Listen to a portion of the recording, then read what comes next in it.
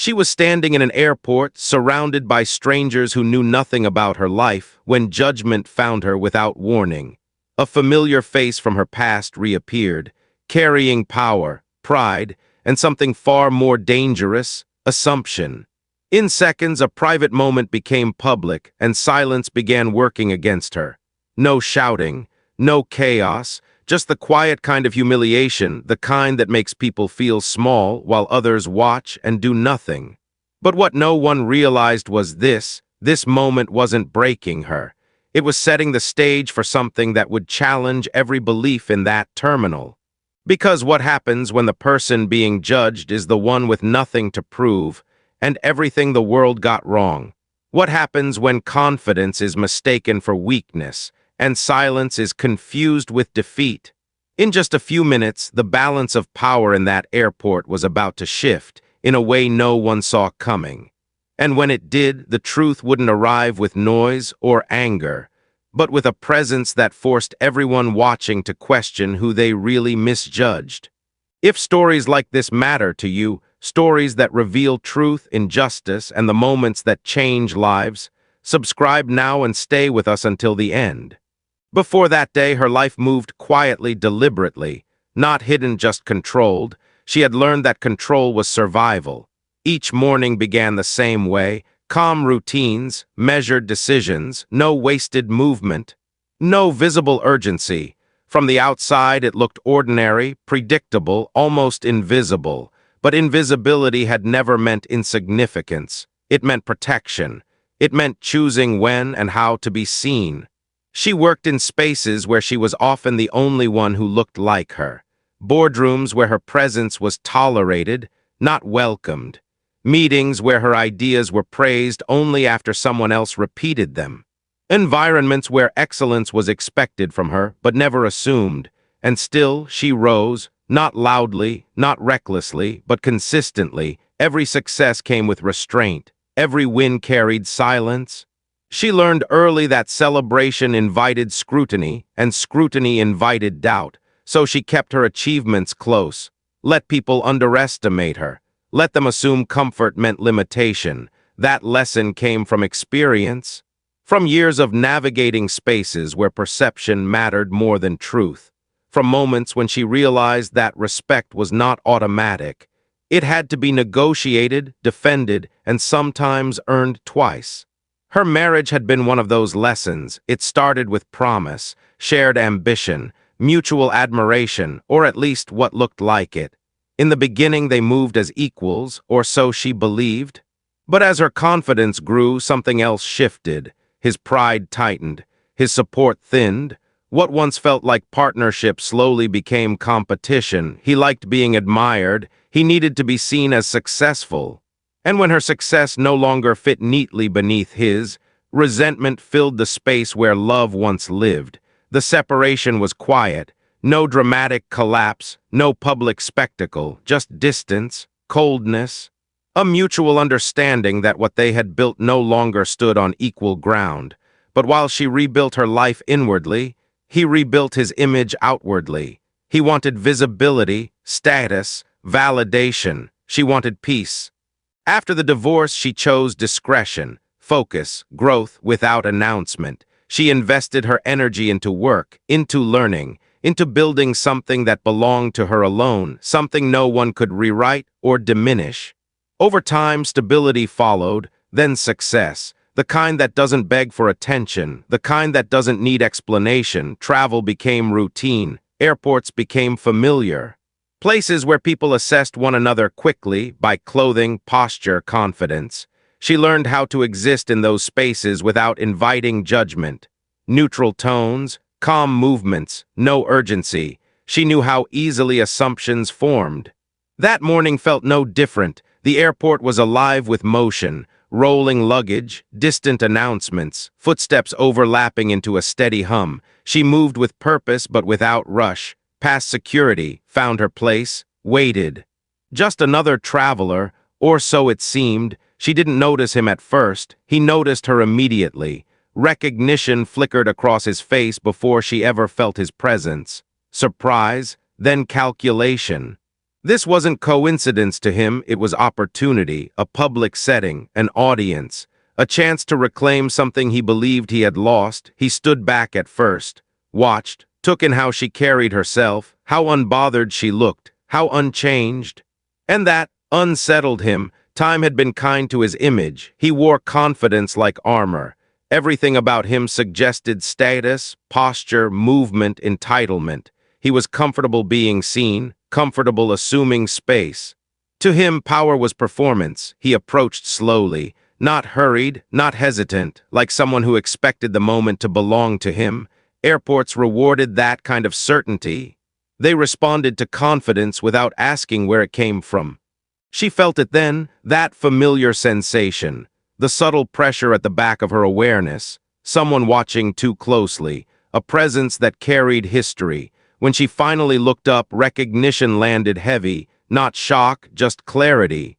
The past standing in front of her, polished, convinced of its relevance. Her body responded before her mind did, shoulders steady, expression neutral, no visible reaction. Years of experience had taught her this. Reaction invited interpretation. Interpretation invited control. He lingered just close enough to be felt, not speaking, not touching, just occupying space, and space was the point.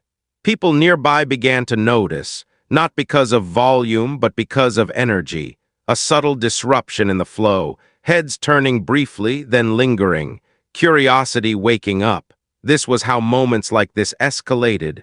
Not through confrontation, but through suggestion. His posture implied authority. Her calm was misread as compliance. In environments like this, silence does not protect you, it exposes you. Security stood at a distance, watching, measuring, waiting for something overt, something undeniable.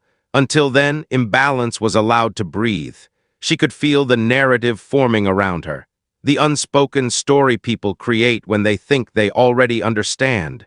A black woman standing quietly, a man who looked important, a setting that favored confidence over truth. Her mind moved quickly, though her body did not. She assessed exits, timelines, possibilities, not out of fear, but out of awareness.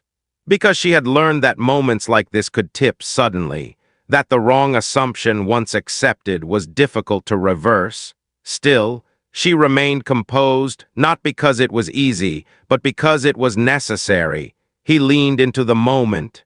Not physically, but socially, subtly, comfortably, like someone who believed the environment would support him without question, and for a while, it did.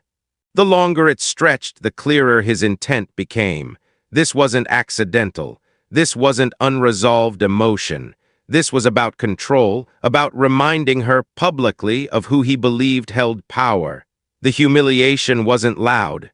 It lived in implication, in proximity, in confidence. Around them, life continued. Flights boarding, people moving, no interruption, no challenge. The moment existed in plain sight and still felt invisible until something shifted. Not within the crowd, not between them, but beyond the glass. A low vibration, barely noticeable at first, then distinct enough to register. Conversations faltered, movement slowed. Attention drifted away from the tension inside the terminal, towards something outside it. She sensed it before she understood it. A change in pressure, a release she hadn't asked for. He noticed 2 seconds later. His certainty wavered. Just slightly, enough. People pressed closer to the windows, security straightened. The environment adjusted instinctively to a presence it recognized as unquestionable. And in that moment, the story began to tilt. Not because she said anything, not because she reacted, but because the assumptions surrounding her were about to collide with reality. And reality was arriving whether anyone was ready or not. The sound grew clearer, deeper, not sharp, not aggressive, just unmistakable. It wasn't the kind of noise people expected in a commercial terminal. It didn't belong there. And because it didn't belong, it commanded attention without asking for it. People stopped pretending not to look. Necks turned, steps slowed. The flow of the crowd bent toward the glass. Outside, something vast and deliberate was positioning itself with absolute precision. Not hurried, not careless. every movement calculated, every second intentional, the kind of arrival that doesn't announce itself loudly, because it doesn't need to. She remained still, her posture didn't change, her expression stayed composed, but inside, awareness sharpened. This wasn't coincidence, this wasn't spectacle, this was timing. The man beside her shifted his weight. For the first time since he had entered her space, uncertainty crept into his stance. It showed in the smallest ways, shoulders no longer squared, confidence no longer effortless. His gaze flicked between her and the windows, trying to reconcile what he was seeing with the story he had already decided was true. The crowd's attention was no longer his. That mattered.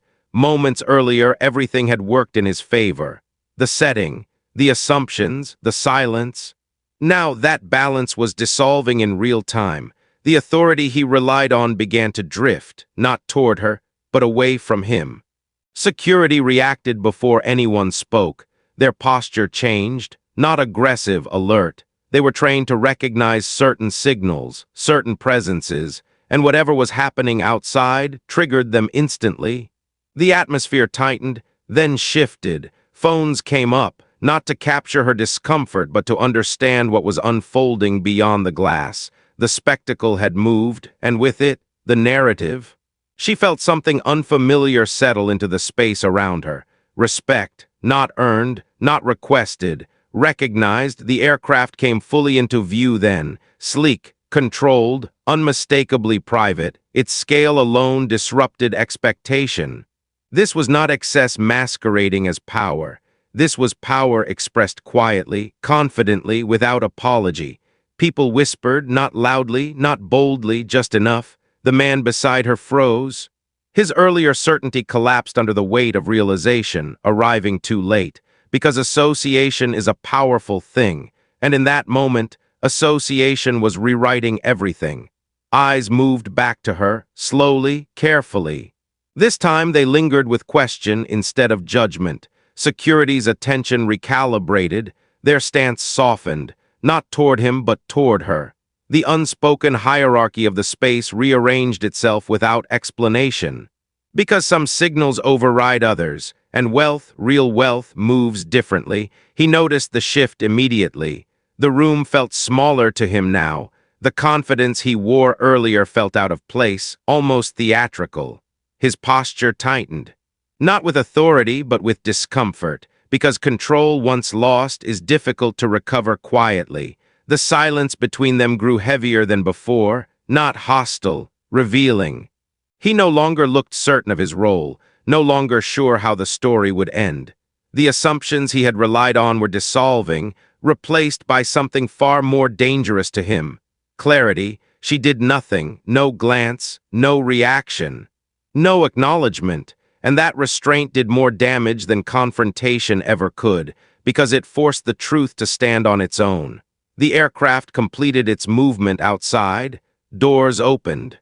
Personnel moved with efficiency that drew immediate respect. Not rushed, not performative. Everything about it suggested authority without excess. The terminal adjusted. Security coordinated quietly. Pathways cleared. The environment aligned itself around a presence it now understood mattered, and in that alignment, the humiliation reversed direction, not dramatically, not cruelly, but undeniably. People began to piece it together. Not through announcement, but through observation. The way attention centered on her, the way security deferred, the way movement subtly oriented around her position. Recognition spread like a slow wave. The man took a step back. Not intentionally, instinctively. His earlier posture, dominant, assured, no longer fit the moment.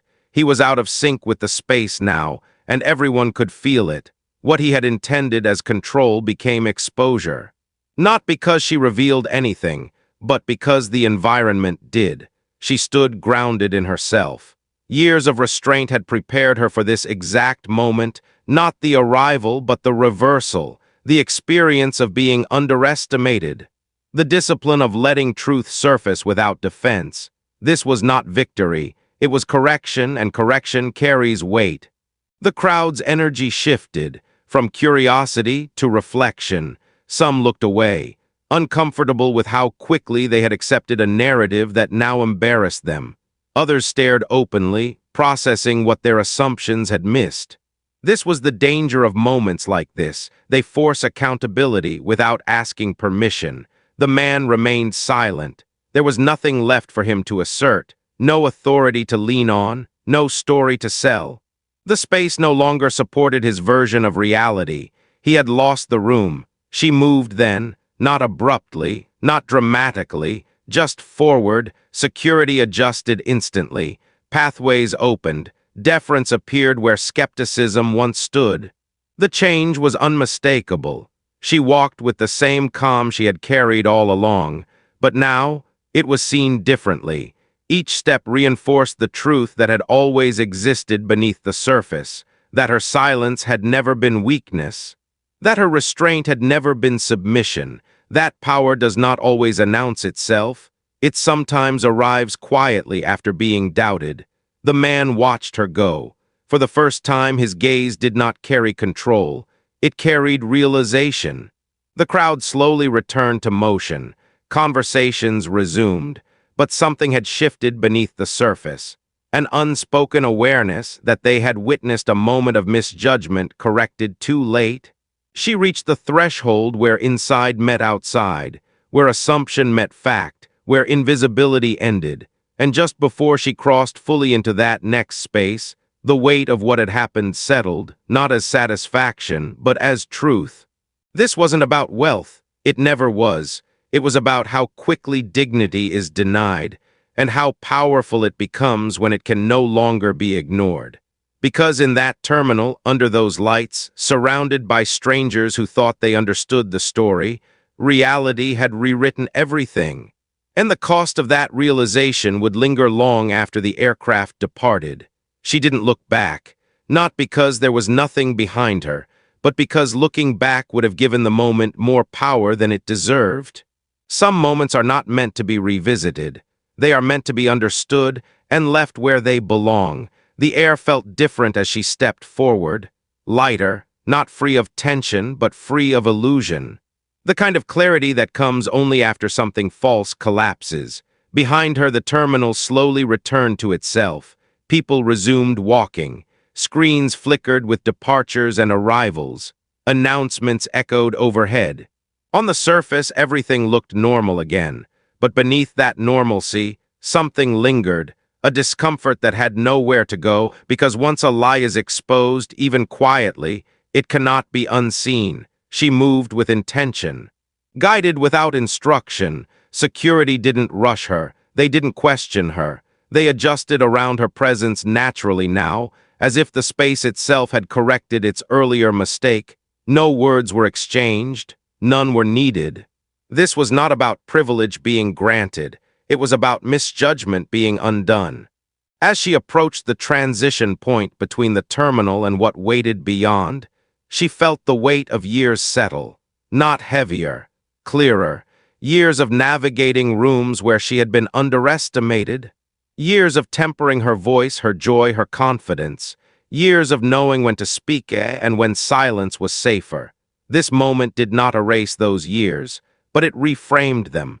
The man remained behind, still standing where certainty had once lived, now surrounded by the quiet consequences of his assumptions. No confrontation followed him, no public reckoning, but the room no longer affirmed him. And that absence was louder than any accusation. Exposure doesn't always punish loudly. Sometimes it isolates. People near him avoided eye contact, not out of empathy but discomfort.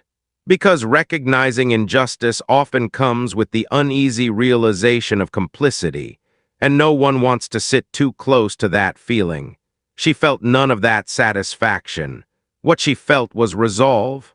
Because moments like this don't end when the scene does. They follow you.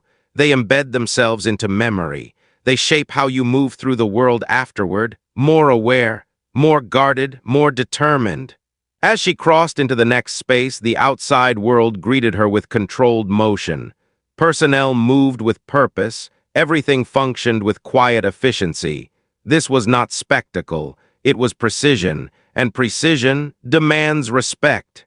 The aircraft waited, not as a symbol but as a continuation of her life, of choices made long before this day, of discipline practiced when no one was watching, of growth that did not require validation. She paused, not from hesitation but reflection, not on him, on the moment itself. How quickly the world had decided who she was, how easily that decision had been supported by silence, how close the outcome had come to reinforcing a narrative she had spent a lifetime disproving. This was not an isolated incident. It never is. It was part of a pattern, one so familiar that many stop questioning it. A pattern where confidence is rewarded when it looks a certain way, where calm is misread when it comes from certain bodies, where authority aligns instinctively with familiarity. She had lived inside that pattern long enough to recognize it instantly. The difference this time was interruption, not by argument, not by defense, but by truth arriving unannounced. She stepped forward again. Behind her, the terminal held the echo of what had happened. Some would forget it quickly. Others would carry it quietly. A few might replay it later, recognizing the moment they accepted a lie without asking for proof. Those moments matter. They are the cracks where awareness begins. She did not assume this experience would change the world. She wasn't naive. Systems do not collapse from single moments. Bias does not dissolve overnight. But moments like this plant something deeper than outrage. They plant doubt in the certainty of prejudice. And doubt is powerful, because once people question the stories they tell themselves about others, they can no longer cling to them comfortably. She moved toward what came next with steady breath, not because she was untouched, but because she refused to let the moment define her beyond what it revealed. She had not needed to raise her voice. She had not needed to explain. She had not needed permission. Her existence had been enough. And somewhere behind her, in a terminal that would soon forget her name but not the feeling she left behind, a truth lingered unspoken. That dignity does not ask to be recognized. It waits, and when it finally is, it changes the room forever. The moment passed, but its echo did not. Long after movement resumed and the terminal returned to routine, the weight of what had happened stayed suspended in the air. Quiet, invisible, unresolved. Moments like this don't end cleanly. They dissolve slowly, settling into memory, reshaping perspective, altering how people see, without announcing that anything has changed. For her, the experience followed her forward, not as anger, not as triumph, but as confirmation. Confirmation of what she had always known but still wished she didn't have to prove. That dignity is too often conditional. That fairness is too frequently delayed. That silence can be misread as permission. That restraint can be mistaken for weakness. And that in many spaces, truth must arrive louder than it should just to be acknowledged. She continued on, grounded in herself, moving into the next chapter of her day as she had planned, not because the moment was insignificant, but because her life was larger than any single encounter. She had learned long ago not to shrink her future to accommodate someone else's limited perception. Still, reflection followed, not in fragments, but in clarity. She thought about how easily the environment had turned against her before it turned in her favor. How quickly the balance had tilted, not because of evidence but assumption.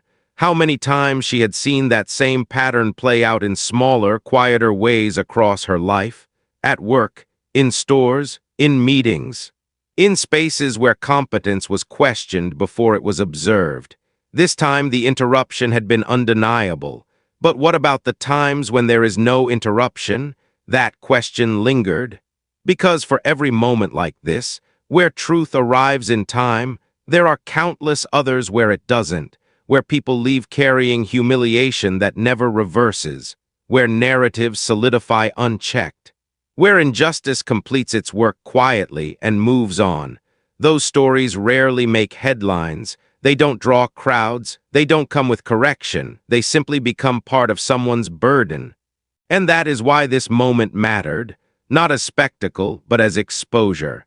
exposure of how systems respond instinctively, exposure of how authority aligns itself before understanding, exposure of how easily people accept a version of reality that feels familiar. Racism does not always appear as open hostility. More often, it hides behind comfort, behind confidence, behind the illusion of neutrality. It lives in who is questioned and who is believed, in who is watched and who is trusted, in who is given the benefit of doubt and who is expected to earn it endlessly. What unfolded in that terminal was not rare. It was simply visible. For the man who had tried to diminish her, the moment ended without drama, but not without consequence. His certainty fractured, his control dissolved. And while the world did not punish him loudly, it no longer supported him quietly. That loss of support, of unquestioned alignment, is something power struggles to survive. He left carrying something unfamiliar, not shame, but doubt. Doubt about the story he told himself, doubt about the authority he assumed, doubt about the ease with which he once moved through spaces unchallenged. Whether that doubt would grow or be buried again was no longer hers to manage. For those who witnessed the moment, the impact varied. Some dismissed it quickly, uncomfortable with what it revealed. Others replayed it later, recognizing the moment they had made assumptions without evidence. A few felt something shift, subtle, unsettling, but important. Those shifts matter, because awareness does not always arrive as conviction. Sometimes, it arrives as discomfort, and discomfort is where growth begins. She did not expect the world to change because of what happened. She was not searching for symbolism. She did not need the moment to become a lesson for others.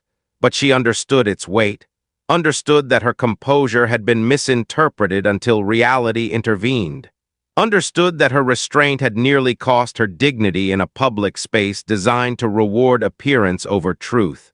And she understood something else too, that her story, like so many others, was not exceptional. It was familiar. It echoed the experiences of people who move through the world carrying excellence that goes unrecognized, calm that is questioned, success that is treated as anomaly rather than achievement. People who are asked silently, repeatedly, to prove they belong. This story is not about wealth. It is not about status. It is about perception, about who is granted humanity without question and who must earn it again and again. It is about how quickly judgment fills the absence of curiosity, how easily silence sides with power, how often truth waits for permission it should never need, and it is about choice, the choice to pause before assuming, the choice to question narratives that feel too convenient, the choice to notice who is being diminished and who benefits from that diminishment. Because the most dangerous injustice is not the one that announces itself, it is the one that blends in. So the next time you witness a moment that feels slightly off, a glance held too long, an authority asserted too easily, a person judged before they are known, pause. Ask yourself whose story you are accepting, and why. Because dignity does not always arrive with proof. Fairness should not depend on interruption, and no one should have to wait for reality to speak louder than prejudice. Change does not begin with confrontation.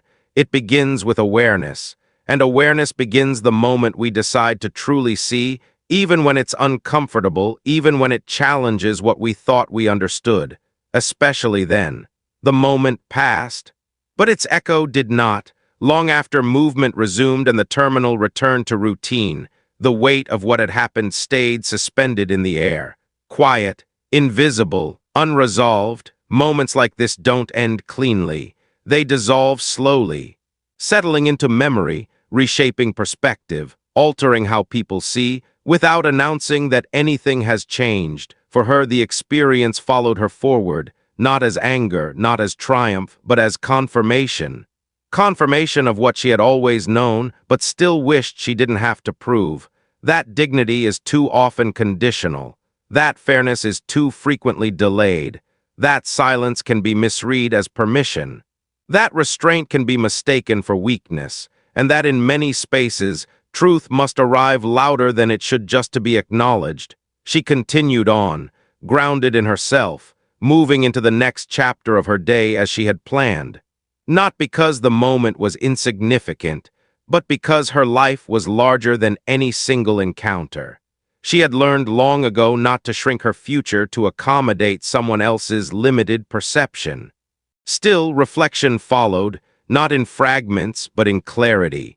She thought about how easily the environment had turned against her before it turned in her favor, how quickly the balance had tilted, not because of evidence but assumption. How many times she had seen that same pattern play out in smaller, quieter ways across her life. At work, in stores, in meetings, in spaces where competence was questioned before it was observed.